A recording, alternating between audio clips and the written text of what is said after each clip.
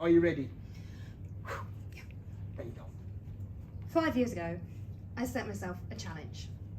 I'd just done my postgraduate in journalism, and I gave myself carpal tunnel trying to do shorthand, and I decided I needed a bigger challenge, something more exciting. So I set myself the challenge of doing a marathon.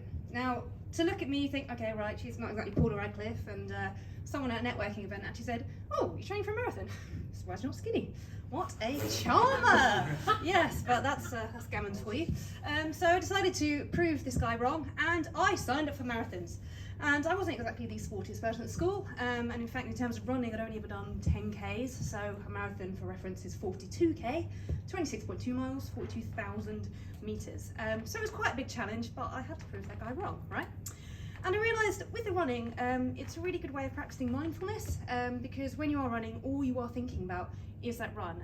How many minutes does that mile take? How long until the next sort of milestone? So it really just gives you a chance to sort of be with your own thoughts. And also, I realised that there are a lot of parallels between marketing and marathon running. Isn't it interesting how everyone's got an opinion on marketing? If everyone had an opinion on heart surgery, I think there'd be a lot more, well, dead people in the world. But everyone seems to think they know how to do marketing. So the first thing I noticed is that people will always give you their opinions whether or not you want them. So they'll tell you what to eat, they'll tell you what trainers to wear. Or in the case of marketing, they'll tell you should write things this way or you should advertise this way. But you know what works best for your body, you know what works best for your clients. The second thing is there will always be objections. So there might be someone saying, no, I've always done it this way, I've always written the copy this way, I've always done the social ads this way. It's the same with marathons. There will always be people saying, oh, are you sure you can really run 26.2 miles? So you've got to prove them wrong, and you've got to show that you can do it. Here's an example. Here's my nan. Katie, you're not going to run 26.2 miles. Here she is on Channel 4. She got on telly watching me at the York Marathon, and she said, you didn't get on telly, did you, Katie? I ran 26.2 miles. And she gets on telly, but she had her objections. Number 3, it's all about the numbers. So when you are running, you're constantly doing calculations in your head. So if I can do a 10-minute mile, then I'll finish this at 4:30, or can I convert that to kilometres? You're thinking about it all the time.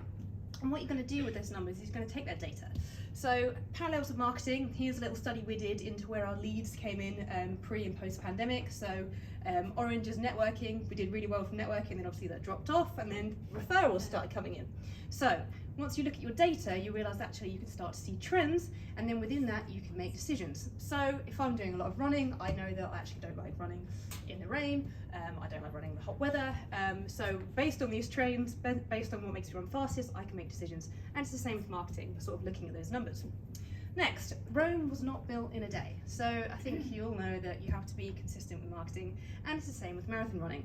I did not go from 10K to 42K overnight. So you really have to put the hard work in, and you will fail a few times along the way, with a lot of trial and error. I remember getting my first injury. I tried everything, infrared therapy, x-rays, I went to a faith healer, and I even tried, well, a little hydrotherapy. You lot can look that up when you go home. But ultimately you are going to fail, but the harder you work, the better results you will get. So that's what I learned along the way, from being consistent and accepting those failures.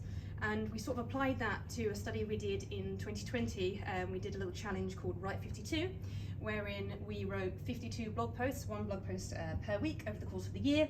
And with that sort of consistent marketing, these are the results we got. So again, there are those parallels there with the running, putting in the effort, getting those faster miles, just being consistent with it, and you can see that putting in the hard work gets you results. 5th lesson, do not try and sell to everyone. How many people go on LinkedIn and just see people going, here's what you should be doing, really, really unsubtly trying to sell their services? It drives me insane. I'm sure it's the same for you guys. My husband says that when you go on LinkedIn, you want 2 things. You either want to learn or you want relatable content. You do not want to be lectured. So I'm not going to sit here and tell you that you should all be running marathons, because I know running isn't for everyone. It's the same with marketing. So I need to accept that not everyone is going to be my target market. I mean, sure, I could tell you that this is a fantastic feeling. You know, you're overcoming your injuries and you're getting those medals and you've got people giving you jelly babies and it's fantastic. But I know that not everyone is into running. So instead of telling people what am I going to do, I'm going to show them. So this might be a case of with your marketing, you might be using your case studies, you might be using your testimonials, your blog posts, or with marathon running, it might be showing off your medals. So in this case, I've actually run 5 marathons. Screw you, guy who said I was too fat. here I am, here's proof, I'm showing you, I'm not telling you.